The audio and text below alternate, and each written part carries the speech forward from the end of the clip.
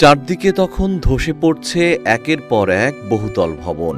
ভেনেজুয়েলার বুকে শতাব্দীর সবচেয়ে ভয়াবহ জোড়া ভূমিকম্পে নেমে এসেছে জীবন্ত নরক। রাজধানী কারাকাস সহ চারদিকে শুধু মৃত্যু আর হাহাকার। ধ্বংসস্তূপের নিচে চাপা পড়েছে হাজারো প্রাণ। এমনই এক মৃত্যুপুরীতে ধ্বংসস্তূপের নিচ থেকে যখন উদ্ধারকারীরা এক মায়ের নিথর দেহ বের করে আনছিলেন, তখন সবার চোখেই জল নেমে আসে। সেই নিথর দেহের নিচেই লুকিয়েছিল এক অবিশ্বাস্য অলৌকিকতা। মৃত্যুর ঠিক শেষ মুহূর্তেও নিজের জীবনের পরোয়া না করে 2 বছরের ছোট্ট মেয়ে আলানাকে বুকের গভীরে শক্ত করে জড়িয়ে রেখেছিলেন মা আন্দ্রেয়া। মায়ের সেই শেষ আলিঙ্গনই বাঁচিয়ে দিল একরত্তি শিশুকে। মা চলে গেলেন ওপারে, কিন্তু রেখে গেলেন মাতৃত্বের এক অমর উপাখ্যান। পেশাদার ফুটবলার হেক্টর বেলো তার বুক ফাটা আর্তনাদে আজ শুধু ভাবছেন, বড় হয়ে যখন মেয়ে জিজ্ঞেস করবে তখন